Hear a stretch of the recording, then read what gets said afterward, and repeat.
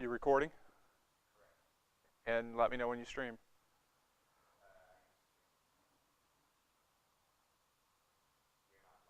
Okay. Okay. Let's go ahead and get her going.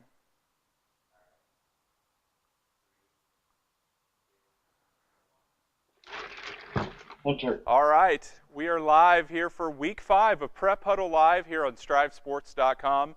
As you can tell, we are in a new space here, new background. We're actually hosting a conference here at Heartland Community Schools this week, and we're in the theater. And as you probably saw in the studio shot, we've got a full studio set up here, so lots more space than in our office. And we had a great day today. The kids, we had about 50, 60 kids from all of our schools come in, and they produced a live news show and put them in teams, and we'll do that again tomorrow. So we didn't want to haul everything back and come back for tomorrow. But we're excited you're joining us tonight. It's just myself and Tony Chapman. Bobby Mills is going to be out the next 2 weeks, so we will get things started right away. We got a full lineup with a recap of our game of the week from last week. We got some softball to talk about this week with districts coming up, some volleyball recaps, and then we'll have a special guest via Google Hangouts, and we'll announce our game of the week for this Friday night. So hopefully you can stay with us the whole show. If not, the recording will be up later tonight. So want to appreciate everyone tuning in. Again, we had some great feedback last week. Doug Kittle tweeted us, and thank you for that, Doug. And let everyone know to watch Prep Huddle Live. You can use the hashtag Prep Huddle Live or tag us at Striv Sports on Twitter. We'd love to hear from you. So, Tony, I'll let you take it away here from our game of the week last week, which was between Aurora and McCook, and we saw a good one, didn't we?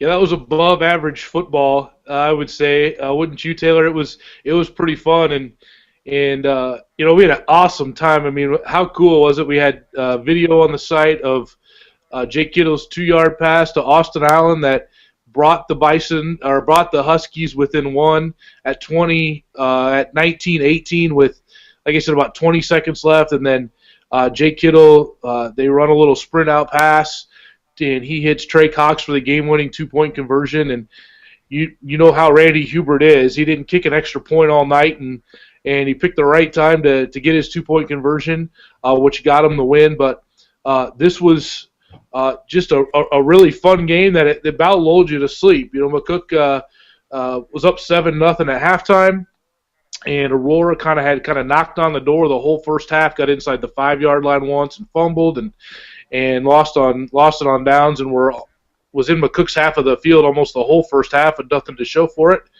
And then in the second half, they finally got things rolling a little bit. Jake Kittle got some things going with the ground game, and they passed it just enough to keep McCook honest. And so Jake Kittle scored in the end of the third quarter to get it to 7-6, and then scored again early on in the fourth quarter, and Aurora took a 12-7 lead. And then without further ado, McCook uses a 3-play drive, 3 big runs, 2 of them by Spencer Powell, to take the lead 13-12. They obviously, when they went up 1, they went for 2 to get ahead by 3 and missed it. Conversions were obviously a big deal in this game, and then Aurora drove right back down the field, and with about 4.5 minutes left, they lost the ball on downs to McCook, and you really thought at that point McCook had the game in hand. They had the ball. They were up 1 with the ball with about 4.5 minutes left, and they went down and just had a really nice drive. Went up then 19-12 on I believe that was a Trevor Matson 1 yard. No, that was a Powell. Spencer Powell scored from 24 yards away with 2:45 left. Then in kind of a weird turn of events, so McCook misses the point after the point after kick to go up to 8. Goes off the upright, but Aurora roughed kicker Bryce Lyons. And Gross, which I thought was a great move, he decides to go for 2, which would put him up 9 and basically seal the game. And Aurora stopped a run by McCook, so McCook is just up 19-12 then, and then Aurora takes them 2 minutes and 20 seconds. They go all the way down the field. They get obviously the winning touchdown and the 2-point conversion, and just a big win for those guys. And these guys, they play great football games every time, it seems like. And this was, whether it was a playoff game or a regular season game, they do it upright. So they have played now 11 times in the last 7 seasons, and it was just another good one. Both teams 4-1, and should be interesting to see. It was kind of a crazy week in Class B last week, so it should be interesting to see how these two teams bounce back with both Aurora, I know, with a big game here at home now this week with Scotts Bluff. So it was a great game, and we'll hear more about it a little bit later on in the show too. But just a really fun one to watch, one you kind of wish you could just bottle up and keep watching every Friday night. Yeah, so. Definitely a great game of the week, and we knew it would be, just didn't know how it would come down to it at the end there. And by luck, all those touchdowns were little 1-yarders, so I got my video camera out and captured them on Vine, and as you saw there in the clips, and some of our post-game interviews with Randy and Jake. So that was a fun one, and our first, we broke our jinx of hosting game of the weeks. The home team won, so we'll see if that continues this week. All right, let's move on to some volleyball action. Or were you going to go to softball quick, Tony?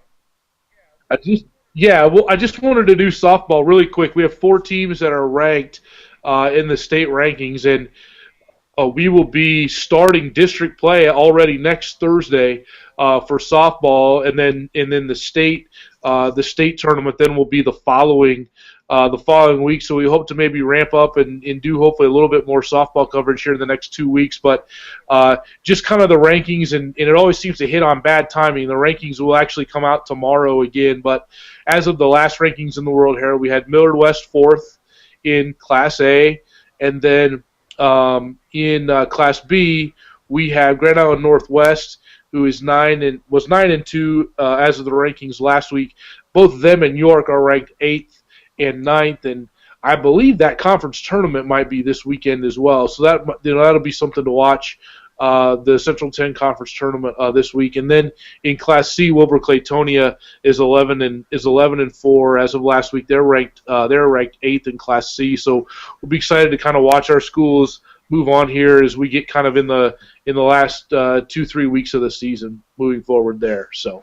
All right, thanks. Yeah, go ahead. We go right into volleyball, and had some games last night. Go right in there. I know we had Hampton and Fullerton, who were 2 teams that were ranked on Striv last night, and in some good games that we've had. We went over to Hampton. I know, Taylor, you and I were over there Saturday. We're working on maybe a little story on the Hawks there, ranked 3rd in Class D2, and just kind of go along the rankings there, as well as Millard West is still 4th in Class A at 16-3, and in Class B we have Northwest is 8th, and I know they hosted an invite last week and they took 3rd in their own invite. It's a tough tournament. I know Omaha Scott was there, and some really good Class B teams were there. Aurora is still 9th at 13-4, and I know they hosted their own invitational last week, and I believe they beat Omaha Concordia in the finals of their tournament, who is 2nd in Class C1. That was Omaha Concordia's first loss of the year. You move on down there. I don't think we've got any teams ranked in C1. We have Sutton remains 5th in C2. They're 12-2. Again, they're only 2 losses to Aurora and Kearney Catholic, who's number 1 in C1. So they're having a really nice season there. And Nebraska Christian is 11-3. They're ranked 10th in Class C2. They were over at the Hampton Invitational as well. And I'll actually going to get to watch the Eagles tomorrow night as they play here in Grand Island. They'll play Heartland Lutheran. So we get a chance to sneak over there and see them for a little bit.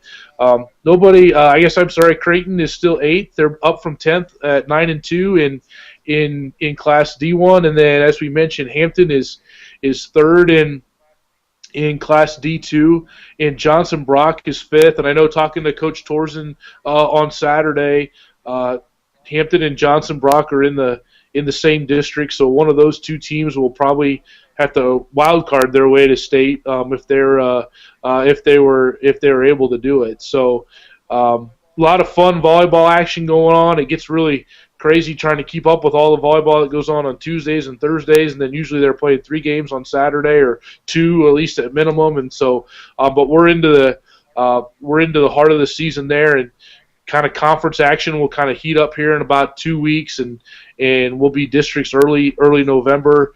Looking forward to the state tournament, which will be back in Lincoln this year, and that'll start November 13th. So a lot of good volleyball teams, a lot of good matches on Striv, and we'll continue to have more coming your way. Just a quick note, last night I wasn't able to get on to watch it, but Fillmore Central took Sutton to 5 sets and upset the Phillies last night. That game was on Striv, and then Nebraska Christian actually took on Centura. They went to 5 sets and were upset as well. And I don't know if Centura was rated or not. Yeah, Centura is, I believe that wouldn't necessarily be an upset. I think Centura in C2 is like 7. Gotcha.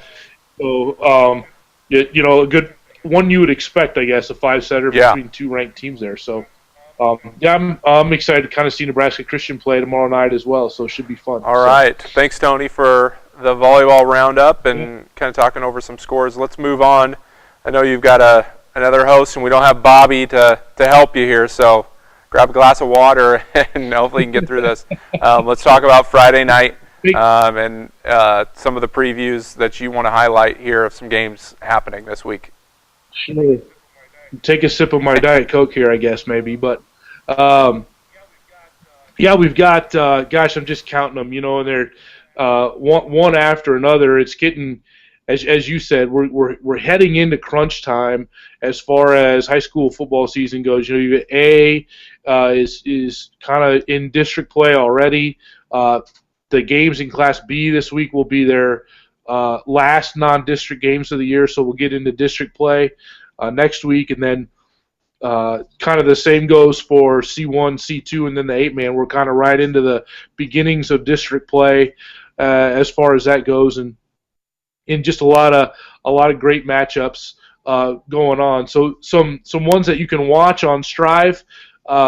Norfolk will travel to Millard West, and I think that game's tomorrow night, Taylor, and believe the Wildcats will be streaming that one. Is that correct?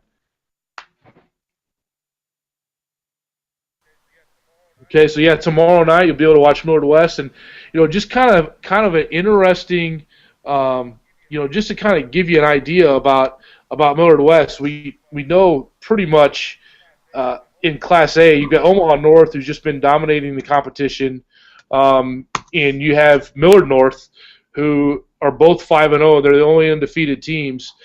Millard West is up to 5th in Class A, and they lost their first 2 games to Omaha North and to Millard North, and they were both by a touchdown basically. I mean, Omaha North has been running roughshod through Class A, and they needed a touchdown in the last minute 45 to beat Millard West. So Millard West has bounced back nicely from that 0-2 start, and I think people kind of are really respecting what the Wildcats have done in Class A. They had an interesting one last week. They beat Millard South 44-24, and of their 44 points, they had 5 touchdowns scored by backup players, just decimated by injuries in this game. It was a 9-6 at halftime, but they had 2 backup quarterbacks score, and they had 3 more backup running backs score touchdowns. So they're building depth, and they're playing really well. And so Coach Peterson up there at Millard West has got his team playing really well. And so also in Class A, the aforementioned number 1 Omaha North will play our Omaha Central, which I know will be on Central's channel, I think kind of on a limited basis there. But Omaha North 5-0, Omaha Central 4-1. Nebraska recruit Deshaun Neal obviously plays for the Eagles, and believe that should be a pretty good game. Omaha North hasn't really given anybody a reason to think that they're going to get beat. So that should be an interesting football game as well. Back out to the kind of our part of the state here, Taylor. We have 4-1 Scotts Bluff. They're still ranked 10th in Class B. Their only loss is to McCook, who they're actually ahead of a couple of weeks ago before McCook won that one 24-14. And they'll travel out and play Aurora, who's obviously coming off that big win. And Aurora looking for their 5th straight win after that overtime loss to Crete in their opener. And you know, Aurora's playing Aurora football. It's kind of makes you laugh every once in a while. And then they start playing physical, and they just do, you know, Randy Hubert things. I mean, they're really confident in what they do, and they're playing really well. And it'd be really interesting to see how they continue to play into districts and moving forward there. An early start here in Grand Island. Sydney is 4-1. They're ranked 8th. Again, their only loss is also to McCook. They'll play Grand Island Northwest, and the Vikings are playing really well, and they're 3-2, and their losses are to McCook and Scotts Bluff, and they played Scotts Bluff really well out the Panhandle last week. It was a 45-40 game, a game I believe they were down 42 to, I think, 28 maybe. It was kind of a shootout in the first half, and then things kind of slowed down in the second half, and they were able to get within 5 there. So I'll be curious to see if Northwest can get one and kind of get off to a positive start heading into district play. I think that district, that I think it's B5 or maybe B4, I'm not sure, but it's going to be a really interesting district to see how that goes. You have Aurora, Northwest, York, and Seward in that one, and they're all playing really, really good football. So be interesting to see how that district shakes out. In 11-man, you have Pierce 4-1. They're traveling to Boone Central Newman Grove, who's just doing. They're just playing really, really good football, and you expect to keep their train to kind of keep rolling. Pierce's loss is to Columbus SCOTUS 2 weeks ago, a team that Boone Central beat in the first game of the season. So will be interesting. Pierce obviously well coached, and Coach Johnson at Boone Central Newman Grove, they'll be well prepared, and I think everybody maybe too is looking forward to that last game of the year where Boone Central Newman Grove will play Norfolk Catholic. So that should be a good one. Staying in C1, Raymond Central, who's 4-1. They lost last week to Lincoln Christian. They'll travel to play Wilbur Claytonia, who's still undefeated. I believe we have them. I believe they're 5th. I think they are in that class. I'll just double check. Yeah, they're 5th. And they I think have kind of maybe surprised a few people here, but this will be kind of another one where Wilbur Claytonia is going to try to run the football with Zlab, and that's kind of who they are. And Raymond Central also they have a really, really nice back. I know I had something on here. I had who their back was, and now I lost him. I was gonna pull that up, but last week Wilbur Claytonia's quarterback Connor O'Toole, he had 4 carries, and 2 of them were touchdowns. They had beat Lincoln Lutheran 65-14, and then earlier mentioned Carter's Lab had 148 yards on 13 carries, 4 touchdowns, runs a 7.56, 13 and 7 yards. So Wilbur Claytonia has done some really nice things, and expect that one to be a fairly good football game. Jake Polensky is the Raymond Central kid. He had 330 yards on 45 carries. He's got 738 yards already on the season there. So I think then we swing it into Sutton will travel to Doniphan Trumbull, and that should be an interesting one. We've seen the Cardinals a couple times earlier this year. We've talked about them. Their only losses are to undefeated Hastings St. Cecilia and undefeated North Platte St. Pat's, and now they get undefeated Sutton, who is they're playing really, really good football. This will probably be their best test to date. However, I think their schedule maybe has been maybe a little softer than some people thought it would be, but Noah Johnson is continuing a stretch of just ridiculous football. Last week against Sandy Creek, he had 275 yards and 33 carries, scored every touchdown the Mustangs had. And if you can do the math, it's not quite 300 yards a game, 463 yards in his first 5 games. So I'm guessing he probably won't hit that number against Doniphan Trumbull. They're playing some really good defense, but be interesting to see how that one shakes out. a ratings matchup in D1 in Bruning. We'll have Diller Odell and Bruning Davenport Shickley, both 4-0. I probably don't need to get into my love affair with the Eagles. They're really good, and just love seeing Grant Norder and his teammates the last few weeks. They've got a nice season going, so that'll be an interesting game there. Heartland plays Humphrey Lindsay Holy Family, and that's a 4-0 versus 3-1 matchup.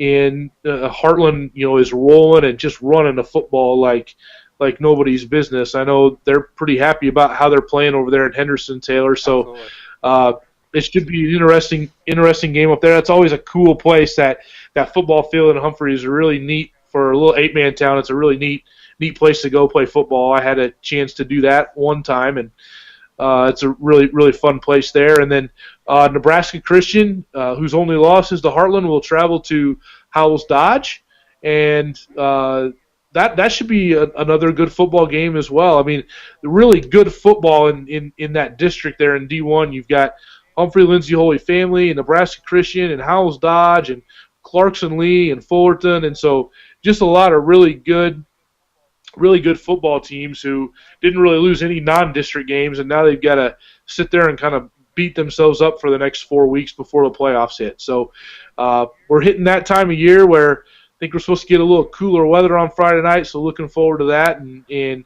we're going to be over the halfway point of the season after this weekend, so it should be fun to see how these next few weeks shake out. All right. Thank you, Tony. That was we got a lot of games. This is kind of the heart of the season, and it's kind of fun to see all these teams starting to match up against similar styles, similar records, as they've established kind of their identity here in the halfway point of the season. So we will turn to our Striv Star of the Week, and we don't have any huddle clips for this athlete, but I will let Tony again talk about this athlete who we got to see in person in our Game of the Week last week, and I'll let you introduce that, Tony.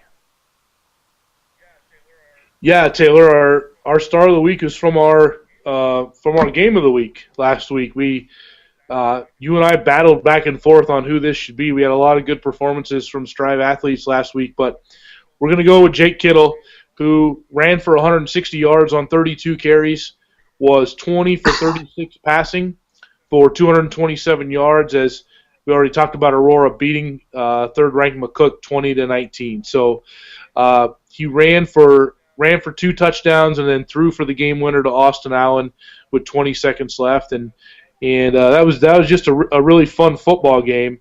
I already mentioned Noah Johnson's night. Taylor, you had mentioned the quarterback from Heartland had I think just over 250 yards rushing last week as they beat High Plains. We had I think Nolan Jensen, I believe is his name, from Exeter Milligan, had 357 yards rushing. They beat Class D2 number 6 Giltner 74-62. The Timberwolves, as we discussed, are ranked third in D2. Just a lot of great football performances last week, and we'd be remiss, like I said, we always say, send us a volleyball player who did something great, send us a runner who did something great, or a softball player as we hit the kind of the key stretch of their seasons as well. I know they had kind of a state meet preview out in Kearney for cross country late last week that Warren Dexter from Nebraska Christian and Katie Cumpson from Nebraska Christian both won the Class D side of the event, so that's a positive for the Eagles there as they'll be hitting districts here in a couple weeks and state there the middle to end of November in Kearney. So congratulations to Jake, and hopefully see lots more fun performances this Friday and this week from our athletes. All right. Well, we'll take a quick 30-second break to hear from our sponsor, Cornerstone Bank. I want to thank them for sponsoring us on StrivSports.com. We'll take a quick 30-second break. Don't go away, and we will be back with our guest via Google Hangouts and announce our Game of the Week at the same time. So we'll be right back. Don't go away. Yeah, I get it. For the little things. Technology's great. It makes things easier. It's faster. We can get things done wherever we go. And we get all that from our bank. It works for us. But for the bigger things, the things that really count, I still want to talk to the people I know and trust. That's why I'm here.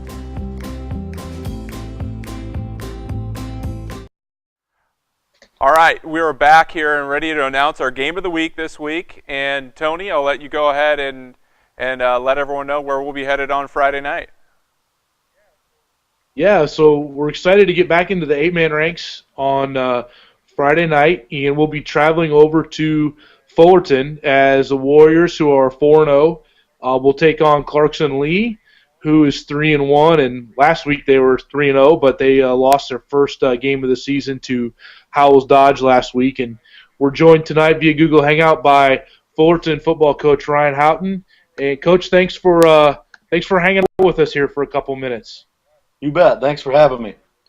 Well, just real quick, if you could just talk about, I know we were talking earlier, and it's kind of that time of year where the schedule ramps up a little bit, but your guys have 58 points is the fewest they've first 4 games. So just talk about how your guys are playing so far this year and kind of expectations after coming off a playoff season last year. Well, I think we've started off the year real positive, and things have went well for us. We've stayed healthy. All the things that you want to have go right for you at the beginning of the year, they seem to have, rolling pretty well for us right now.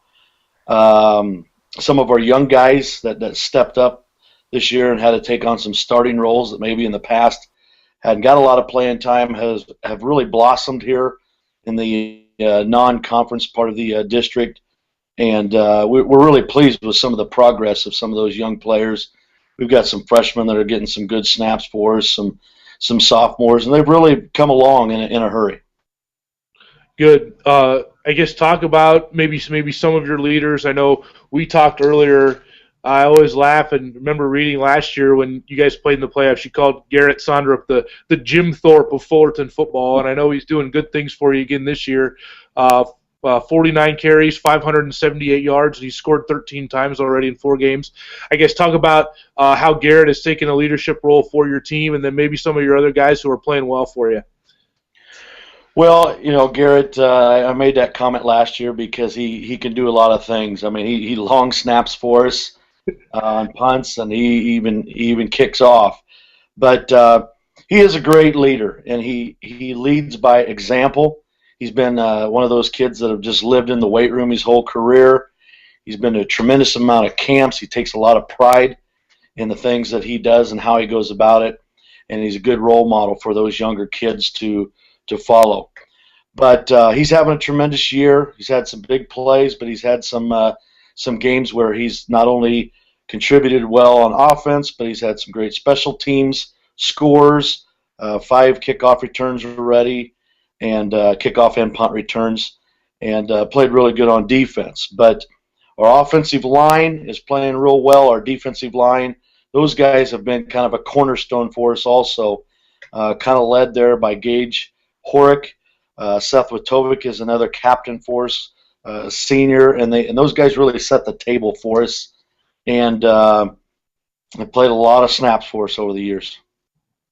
Coach, I guess talk about quickly. We talked earlier, so the schedule kind of ramps up, and as I look at the schedule right now, your next 3 teams you're playing are all 3-1 at this point. You do at least finally get to play at home a little bit. I'm sure you're excited to be at home for the 3 of these last 4 games, but talk about the challenges ahead in probably in one of the toughest 8-man districts in the state. So just talk about the challenges you've got facing for you the month of October here. Well, it's kind of what I call a grinder. I mean, I told our kids after the first 3, we kind of broke our season into segments here. The first 3 was the non-district portion, and I said this next 5 is going to be that grinder. We're going to take it 1 week at a time, but we know that each week there's a quality opponent out there, and I think our kids have really stayed pretty grounded and are focused on that one game. The next game is the most important. The next one on your schedule is the one that we put all of our energy into, and we feel if we can get through a schedule like we have, and I agree with your comment, it's the toughest district in Class D1. But if we can get through this schedule and injury free and have a pretty darn good record coming out of it, we feel like we can beat anybody going into playoff time, because we'll be pretty road tested. We've already had 3 road games, and we will be tested in the teams that we've played. Quality opponents night in and night out. Right. Talk about Clarkson, Leigh, and what you think the keys to winning this game will be, and maybe some things you've seen of them that concern you a little bit. Well, first of all, when you're talking about Clarkson, Leigh, you're talking about a team that's well coached. They've been a good team, a playoff team for a number of years, so they have that experience going in. The coaches have been there a long time. They've got that continuity. But what we've seen of them, they're a frightening team, so to speak. Very potent on offense, especially with the Conisette kid. We know we've got to have him accounted for. Defensively, they offer you a lot of challenges with their size and their speed. We feel they have a lot of depth. I mean, they've got about 40 kids out, and a lot of them are juniors and seniors. So, a team like that, you're probably going to have a difficult time wearing down because they play a lot of kids. With all those things combined, we feel they have a tremendous special teams outfit where they've already returned 3 kicks this year. So they're really keeping us on our toes, and they have our full attention, and we're looking forward to the matchup. Well, good. Well, thanks for being on with us, and we'll look forward to seeing you guys on Friday night, and good luck Friday and the rest of the season, Coach. Well, thank you. Once again, thanks for having us, and hope you enjoy the game on Friday. Thanks. Appreciate your time here on Wednesday evening. I know you're probably prepping for the game on Friday, so appreciate your time, and Laura Sabata, who got you all connected up today, and you to take a risk on getting on a Google Hangout for the first time probably, right? Right. She really made it easy for me. Awesome. All right, Coach. Well, we will see you on Friday. Thanks again. And thank you, everyone, for tuning in. We hope you enjoyed our show here on week number 5. We're in October. And again, feel free to use the hashtag Prep Huddle Live. Tweet us at Striv Sports, and we'll be tweeting at the game on Friday night. And Tony will have a preview up at the game as well, either Thursday night or Friday, for our game of the week this week. Again, congratulations to Jake Kittle, our star of the week, and thanks to Aurora and McCook for a great game of the week last week. We're looking forward to going up to Fullerton for our game of the week this week on Friday night. Have a great week, everyone. We'll see you later.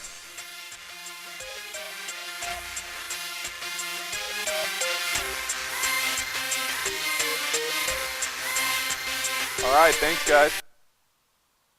Thanks, Coach. Yeah, you can just hit the X.